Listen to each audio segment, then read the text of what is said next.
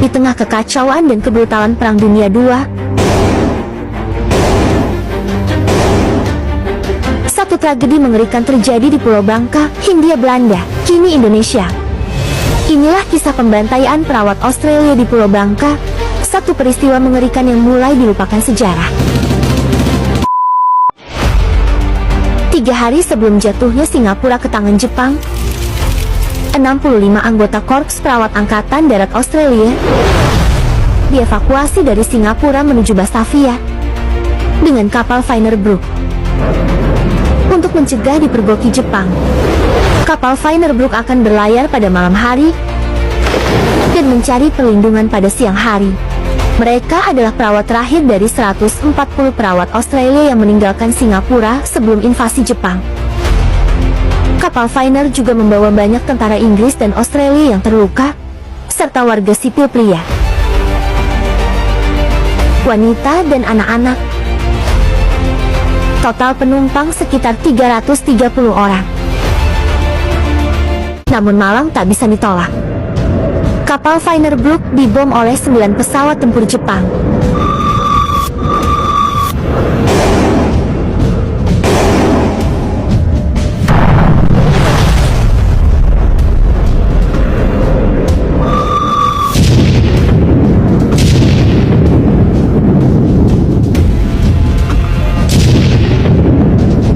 Mereka juga melancarkan tembakan senapan mesin ke kapal, merusak beberapa sekoci.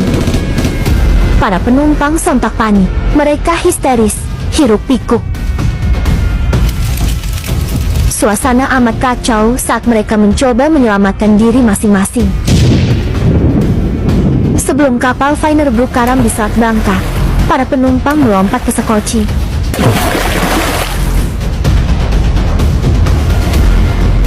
dan berlayar menuju pulau terdekat. Mereka yang tertinggal atau tidak tertampung di sekoci mesti terapung-apung di lautan luas, berenang sepanjang hari menuju daratan. Sekitar 100 korban selamat, termasuk 53 perawat, akhirnya bisa berkumpul kembali di Pantai Raji di Pulau Bangka. Sementara 12 perawat lainnya tewas dalam pemboman kapal atau tenggelam setelah tersapu ke laut. Meskipun dihantam kengerian perang, para perawat terus merawat korban luka dan bantuan medis kepada tentara Australia dan Inggris. Mereka mendirikan kamp perawatan darurat dengan tanda palang merah besar di atasnya. Atas saran kepala perawat, Irene Melville Drummond, sejumlah perempuan sipil dan anak-anak berangkat ke Muntok, kini ibu kota Kabupaten Bangka Barat. Mereka hendak menyerahkan diri dan berpikir untuk melakukan negosiasi dengan pihak Jepang yang berwenang. Kemalangan menjelang ketika pasukan Jepang dari Batalion 1 Resimen Infanteri Gifu 229 mendarat di Pulau Bangka. Para tentara Jepang ini dipimpin oleh Kapten Masao Orita. Mereka segera menangkap para perawat dan korban selamat lainnya. Dengan tindakan brutal yang mengejutkan, tentara Jepang memaksa para tahanan lelaki bergerak menuju teluk. Ketika orang-orang itu berbaris di tepi pantai, tentara Jepang menyiapkan persenjataannya. Menyadari apa yang akan terjadi, para tahanan mencoba melarikan diri. Namun pasukan Jepang segera menembaki semua orang. Setelah para perawat mendengar rentetan tembakan, tentara Jepang datang lagi. Mereka duduk di depan para perawat dan membersihkan bayonet serta senapan. Menurut sejumlah laporan, sebagian besar perawat sempat diperkosa oleh tentara Jepang. Namun, pemerintah Australia tak pernah membenarkan laporan ini. Lalu seorang perwira Jepang memerintahkan 22 perawat dan seorang wanita sipil berjalan menerjang ombak. Senapan-senapan mesin dipasang di pantai. Para perawat ditembak ketika mereka terendam sebatas pinggang di laut. Seorang perawat, Letnan Vivian Buwinkle, tertembak di perut. Namun dia selamat dari pembantaian tersebut dengan berpura-pura mati. Sementara itu, tentara Inggris dan Australia yang terluka di kamp perawatan darurat, kemudian dibayonet dan dibunuh.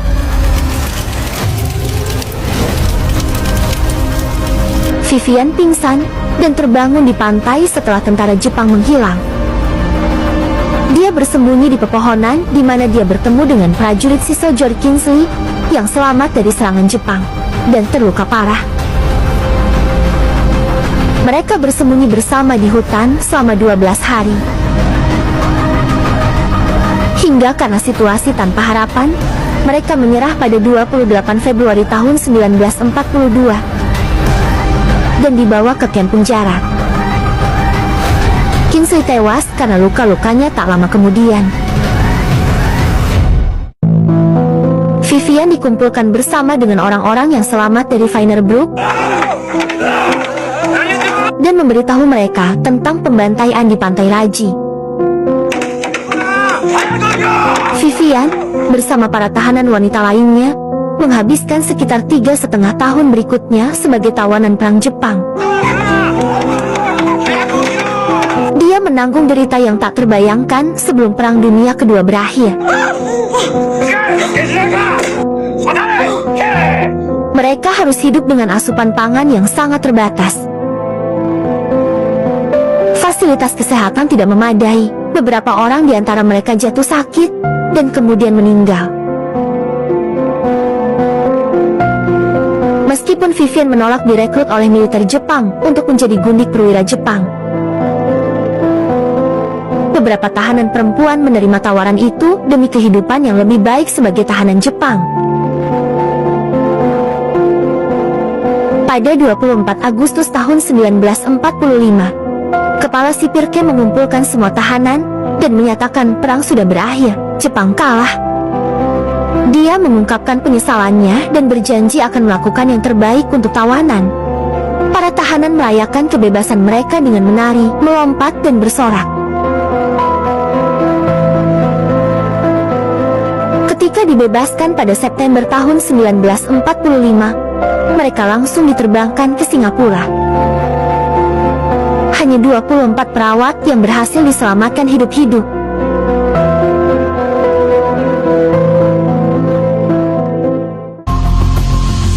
Kemudian pengadilan militer Australia di Singapura menangkap Mayor Jenderal Ryozaburo Tanaka yang merupakan komandan resimen infanteri ke-229 Jepang. Vivian kemudian bersaksi tentang pembantaian tersebut di Pengadilan Kejahatan Perang Tokyo demi menghormati kenangan rekan-rekannya yang gugur. Masaru Orita, Komandan Batalion 1 Resimen Infanteri Gifu 229, yang bertanggung jawab atas pembantaian Pantai Raji, melakukan bunuh diri saat prasidang. Saat ini, pembantaian perawat di Pulau Bangka menjadi pengingat yang menyedihkan akan kekejaman perang dan keberanian mereka yang mempertaruhkan segalanya untuk merawat orang lain. Semoga kita tak pernah melupakan pengorbanan mereka.